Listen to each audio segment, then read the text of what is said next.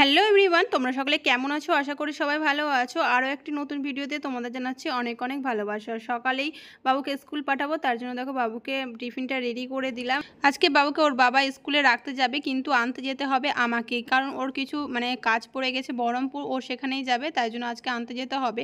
আর বাবুকে যেদিন আনতে যেতে হয় সেদিন আমার হাতে প্রচুর পরিমাণে চাপ থাকে যে সব কিছু কমপ্লিট করে আমাকে টাইম মতো আর কি যেতে হবে। তো দেখো বাবু এদিকে সব কিছু নিয়ে রেডি হয়ে গেছে, আর ওর একটা শর্ত থাকে, যাওয়ার সময় আমাকে ঘরের ভিতরেই থাকতে হবে, ও বাইরে থাকবে, আমাকে এইভাবেই টাটা মাম সব দিতে হবে। তো সকালের এই কাজটা শেষ হলো, তারপরে চলে আসলাম রান্নাঘরে, রান্না বসাবো, কারণ একটু পরেই চলে যাবে বর বহরমপুর, তখন আমাকে আবার খাবার রেডি করে দিতে হবে।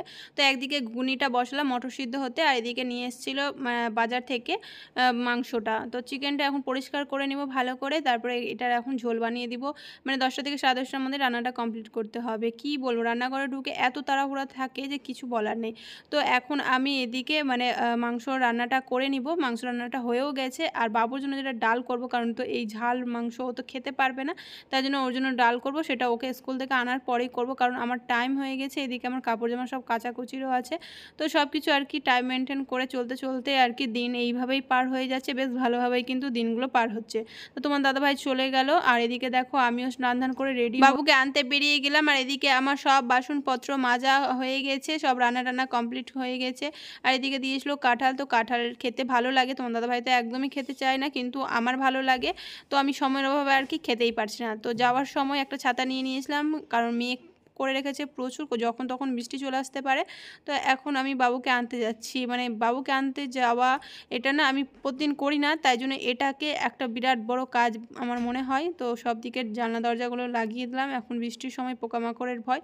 তো দেখো বাবুকে নিয়েও চলে আসলাম, আর কিছুক্ষণের মধ্যেই মনে হচ্ছে বৃষ্টিটা আসবে, প্রচুর মেঘ করে রেখেছিল। তো টোটোওয়ালাগুলো না আমাদের ওইখানটার কাছে যায় না, এটা আমার বিরক্ত লাগে। এখান থেকে অনেকটাই হেঁটে যেতে হয়। তো দেখো বাবুও চলে এসেছে স্কুল, আর বাবুকে স্কুল থেকে আসার সময় ওই দোকানে চকলেট কিনে দিয়েছিলাম। আর আজকে ওকে নতুন বাবু স্কুল থেকে এসে খেয়ে দিয়ে ঘুমিয়ে গিয়েছিল, এখন বিকেলের দিকে পড়তে বসেছে। এক একদিন না পড়তে বসার এত ঝোঁক থাকে, নিজে নিজেই লিখবে পড়বে, এটা কিন্তু কি বলবো, এতটা আনন্দ পাই আমি যে কিছু বলার নেই। তো আমি ভাবছিলাম যে ফেসবুকে যদি তোমরা চাও যে ছোটো ছোটো টিপসগুলো দিব ফেসবুকে কিভাবে তোমরা আগাবে, সেটা যদি তোমরা চাও যে ফেসবুকে নতুন নতুন কোনো যদি আপডেট তোমরা যদি শুনতে চাও, তাহলে সেটা নিয়েও আমি কিন্তু ভিডিও বানাবো। তোমরা যদি চাও তাহলে অবশ্যই কিন্তু কমেন্ট করো। আর দেখো বাবু এদিকে কি সুন্দর লিখছে, যখন কোনো জিনিসটা পারে কি না সেটা এতটা আনন্দ সহকারে লিখে, যেমন ধরো আজকে 4 লেখাটা এত সুন্দরভাবে শিখেছে।